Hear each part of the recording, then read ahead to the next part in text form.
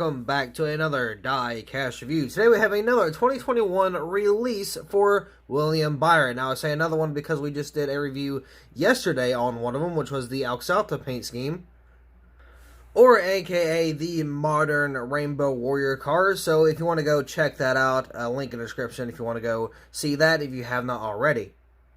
But this is his Liberty University paint scheme. Now you may be wondering, or you may be assuming, per se, that it is a patriotic paint scheme. Well, I mean, yeah, but no, I mean, not really. It's as far as I know, it's a secondary paint scheme, but at the same time, it's not specifically a patriotic paint scheme. Of course, I mean, yeah, it is, but it's not ran for the Coke 600, at least this one isn't, because, you know, it's got the Byron name banners and stuff.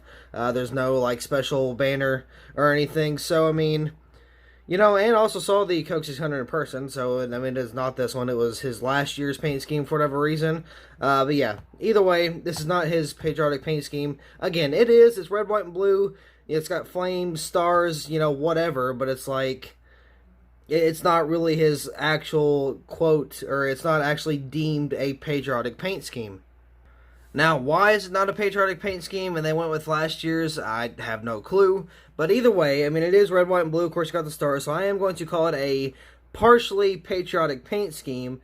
And it's not, I mean, it's only running, like, it's not running a few races. I'm pretty sure it's running, like, multiple races. So I would not care to see a patriotic paint scheme on the track for more than just the Coke 600, you know, etc., right? So we got the brand new 2021 box. I mean, nothing crazy. Got a little bit of color to it. I wish it was a little more color like the Hailie Deegan truck, which we're going to review later on down the road, maybe later this week or next week.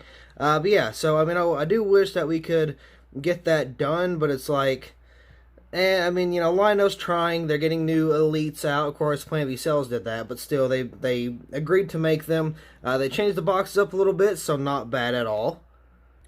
And of course, for 2020/2021, they had the brand new Authentics packages, which looked amazing, and they fit the actual paint scheme.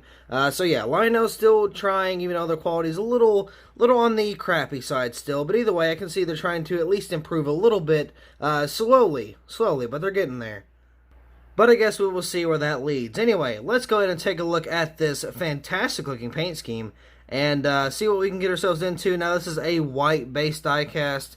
The reason I say that is because Lionel does not do so great with the diecasts that have white as the base paint. So, yeah, I just hope it turns out really good. I mean, sometimes they won't, sometimes they will. It's really a 50-50 with Lionel. Okay, well, it's more of a like 80-20 or 70-30 when it comes to getting good paint schemes. But I mean, hey, you know, it is what it is.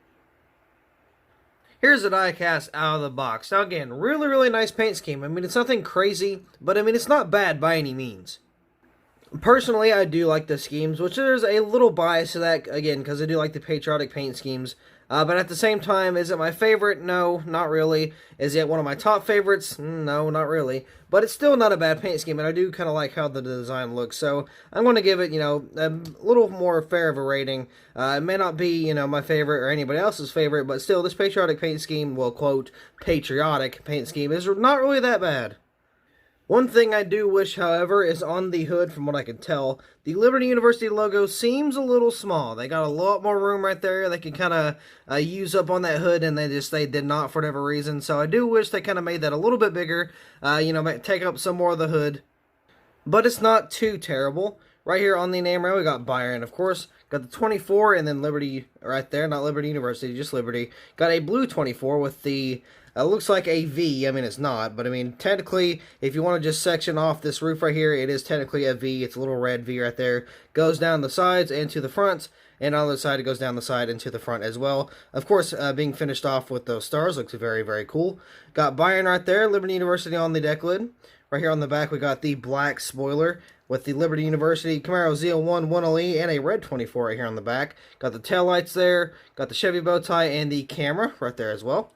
Let's see, you got the Liberty University right here, or just Liberty. I got Salta right there on the quarter panel. Valvoline right there as well. William Byron on the name rail. Looks a little off, but not too terrible. On the B post, we got Exalta, Acronis, Mac Tool, Simons, and Cincinnati.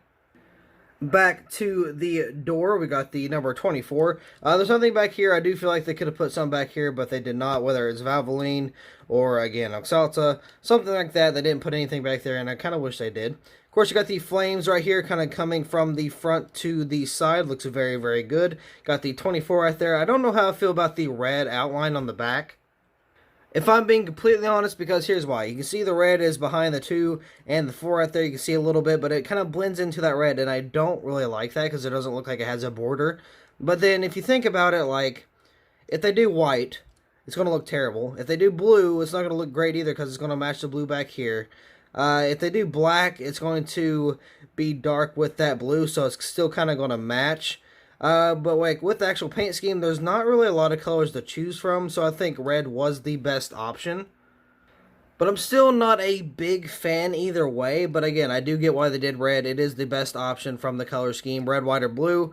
It's pretty difficult to do blue, black even, or white, because, you know, unless they change the numbers, which, I mean, they did up for the roof, so I don't know why. Okay, well, no, I can tell why, because mainly it's a white base up here, so I can kind of see why they changed the number. Yeah, so there's that. Not a big deal.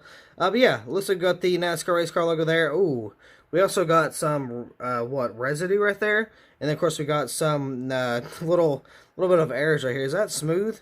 I think that's smooth. Yeah, that feels smooth. So it was a torn decal that was somehow flat, and it was made, clear-coated over. It's weird though. If you look at it, it's like only the inside of the decal, because you can see that black. If I can stop shaking so much, you can see that black square right there. Of course, that is the actual decal, right? So it's like it's all only on the inside, and it's a little weird. I don't know how that happened. And the NASCAR race car logo looks to be a little low. Not gonna lie, it should be up on the A post a little bit more, not on the door side. But you know, it is what it is. Of course, you got the flames right there, the blue flames. It's only blue. I thought it was blue and red, but I guess not. We got Goodyear right there, Sunoco. Right here to the front, we got some more flames. Of course, you got Hendrick Motorsports, which looks very, very small. The number 24, we got some more stripes down here and some stars. Of course, so we got a, let's see, got a white splitter and side skirts, so those look very nice. I wonder how a white spoiler would look as well. It would definitely stand out a little bit more, and I would kind of, I don't know, because you got the back right here. And it's all white, so I don't know if a white spoiler would look good or not. Now, from the front, it'd look amazing. But from the back, I don't really know how that would look. I don't know. Maybe one day they'll kind of experiment with that. Anyway, yeah, that's going to be it for the 360. Let's take a look at the decal right here on the hood, or on the front, because sometimes Lionel does not do a very good job at the front ends. It's not too terrible. This side's a little wonky, but I mean, it's not crazy messed up. So not bad, and with it being a white paint-based die-cast, it's not bad either. Ooh, hold on, we forgot something. Ooh, we forgot a few things. Actually, I may have spoke too soon. So I don't know whatever that is right there on the NASCAR race car logo, if you'll focus. You can see that big old, like, kind of dash through the actual, like, decal. I don't know what that is, but that is clear-coated on the actual car. So I don't know what that is, but that's there. And it looks like, yeah, we got a little paint chip on the L, which is not a big deal. Looks like the wrapping for the windows, not the windshield, but the windows aren't completely perfect, but they're not that bad. Looks like on the Decal too, we got a little bit of a wrapping problem right here, but I mean, again, it's not really terrible. So I'm not going to bash on Lionel too much for it, but I mean, I do wish it was a wee little bit better. But I mean, honestly, for Lionel, this is a really good die cast. I mean, well, there's a little bit of a suspension error right there. But I mean, other than that, and the very few defects of the decals, I will give the LW3 approval for this die cast. I would have put out this die cast if it was my choice. I mean, I wouldn't have taken it back or anything. But yeah, again, we know Lionel is not the best for quality, but I mean, technically they are, because they're the only one to have quality, therefore they are automatically the best. But I mean, their quality, obviously, we have seen numerous times, is not the best. But with that being said, I do believe that will wrap it up for this Diecast review. So, thank you all so much for watching. I hope you all enjoyed, and I will see you in the next video.